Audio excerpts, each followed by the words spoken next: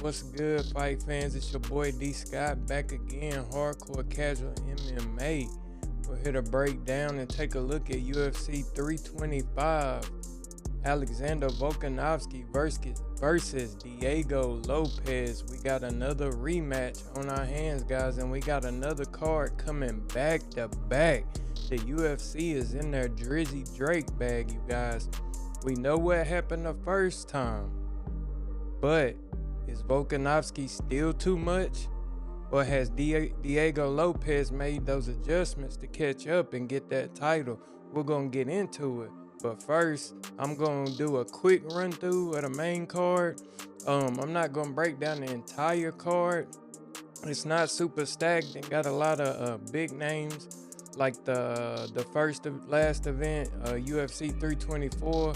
But there are some decent fighters on there. Plus, I'm trying to cut down the length of my videos. Keep y'all watching a little bit longer. I know it gets too long, but once y'all start following along and fucking with me, I'll do the whole cards if that's what y'all want.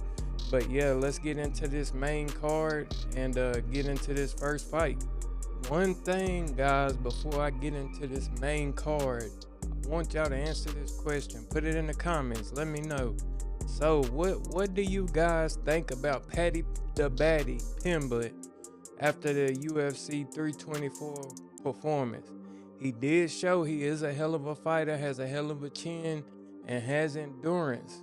But what else did you learn from that fight? Let me know, guys. Put it in the comments. But on to the main card of UFC 325. First up, we got the prospect Killian Salkeed. I don't know if I'm pronouncing that right. Versus the vet Jamie Mullarkey. I thought the last fight that Jamie Mullarkey fought that he would probably be out of the UFC, but the UFC likes this guy, I guess, and they're giving him another chance, throwing him at another prospect in the lightweight division. Killian Salkeed coming off his first 3 fights in the UFC, victorious, 2 KOs, 1 decision. Took Nazarat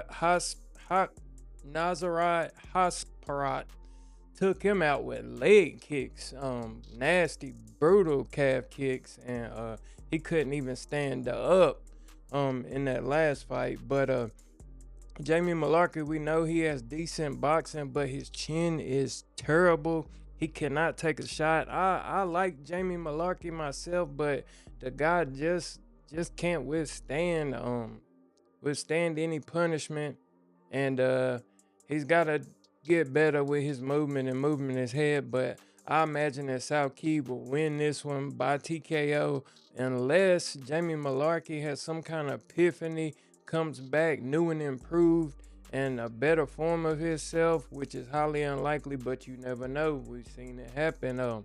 Like Charles DuBronx and his comeback, he was on a terrible losing streak, losing fights. They labeled him a quitter and he came back, but you never know. So we'll take a look at that one. Next up on the card, we got Bam Bam Tai Tuivasa versus Talison Teixeira, another prospect, but this is in the heavyweight division, you guys. The hardcore fans, they probably know a lot of Tai Tuivasa. Some of the casual fans probably do too, because he was on some of the bigger cards, some of the pay-per-views, and came along with the shoey. That was a big epidemic when he was on this little streak, you know, getting knockouts and actually beating fighters.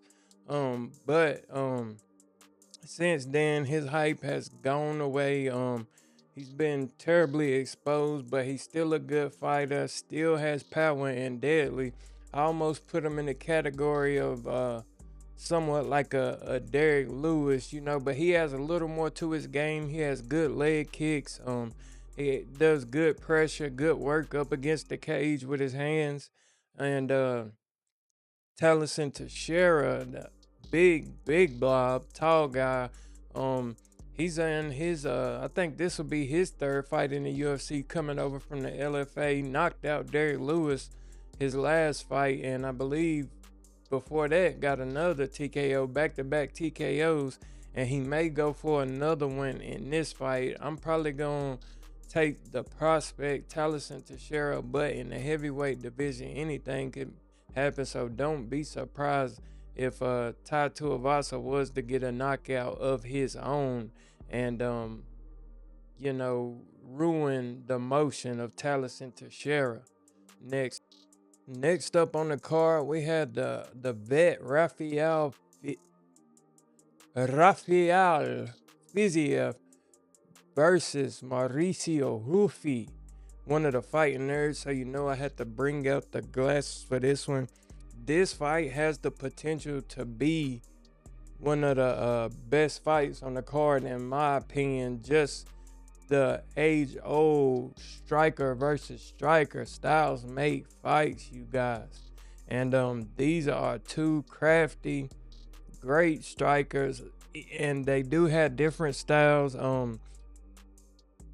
Fiziev has that Muay Thai base. He's out of Thailand, Tiger Muay Thai, where a lot of UFC fighters go and train and go to polish up their striking. Izzy's been there. Valentina Shevchenko trains there sometimes. A lot of UFC fighters train at Tiger Muay Thai.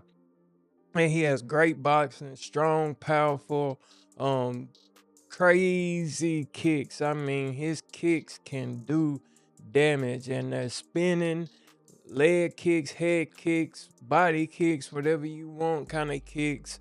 Fiziev has them in his bag. It's deep.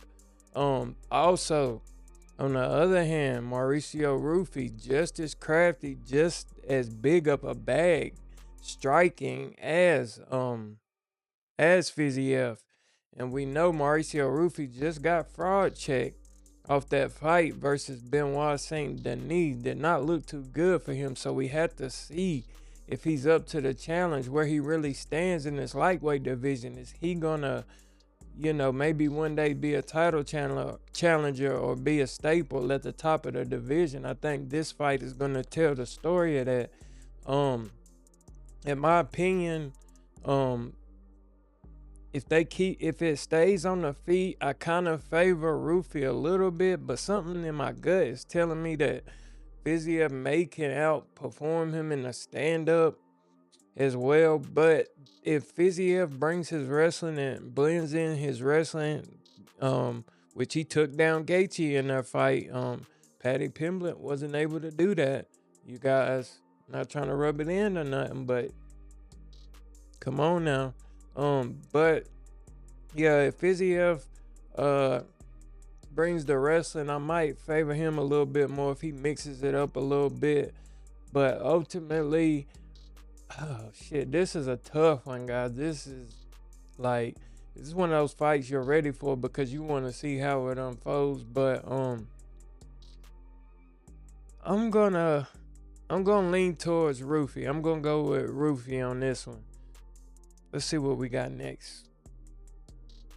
Co-main event of the evening, Dan the Hangman Hooker versus Benoit Saint Denis.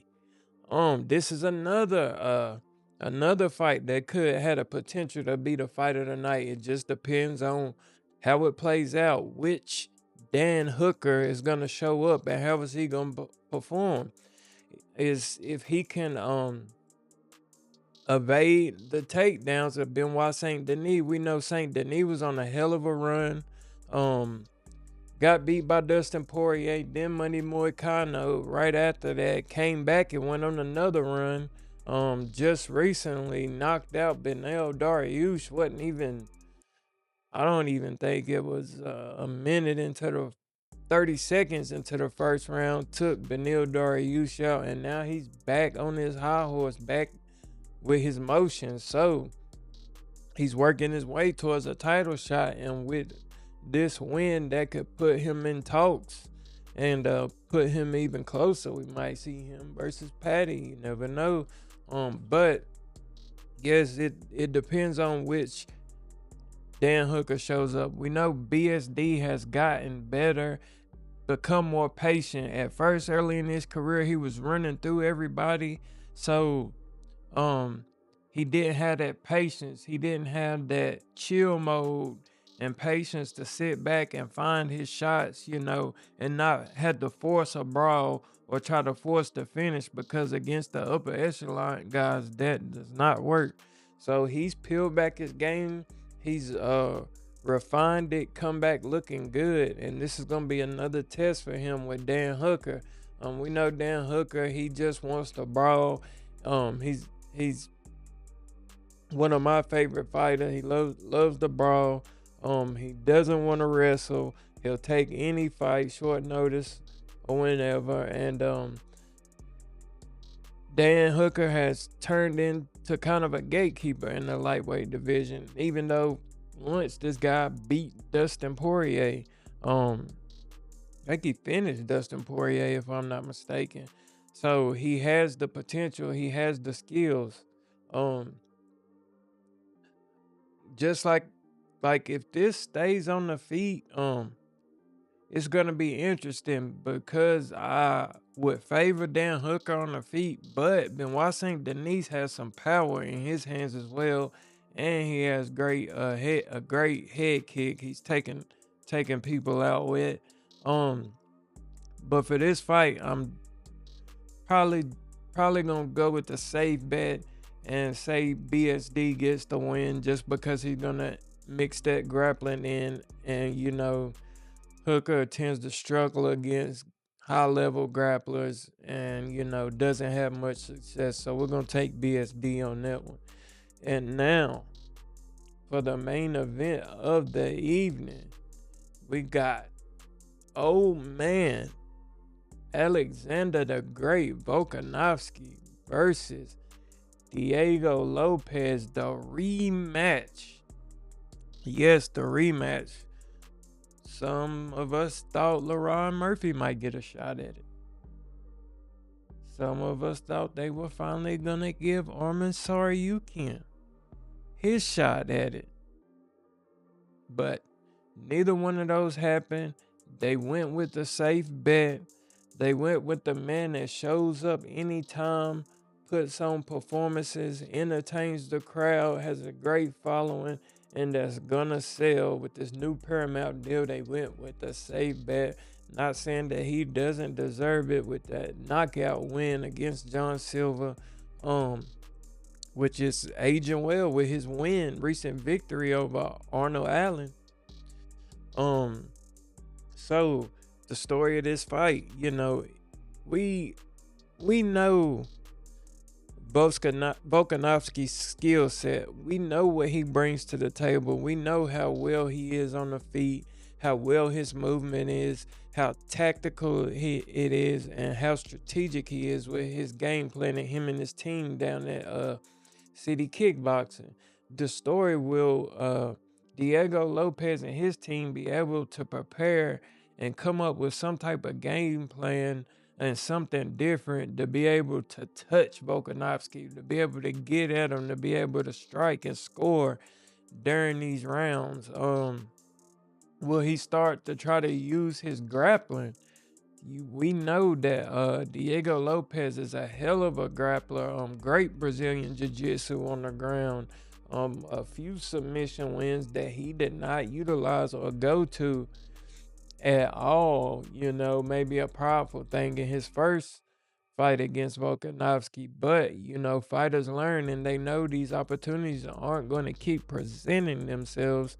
You're only going to get so many title shots, even though the great ones and the big entertainers like Gaethje, this is his second interim title. They seem to, as long as they perform and beat who they need to beat at the top of the division, get back in the talks and work themselves back into a title shot. Max Holloway, for example, he's another one. Fought Volk 3 times. But I really don't foresee Volkanovski not being ready for anything that Diego Lopez can throw at him. In my opinion, Diego Lopez's biggest chance is to, find that knockout shot and test Volk's chin and be able to touch him. But he's got to be able to set it up and get to him. and I do not think that will happen, but it is a high probability. All it takes is one. We know the power that Diego Lopez possesses, but I'm gonna go with Volkanovski to retain the belt in this one and keep the show going. And that's my thoughts on UFC 325. You guys let me know what you think about this main event.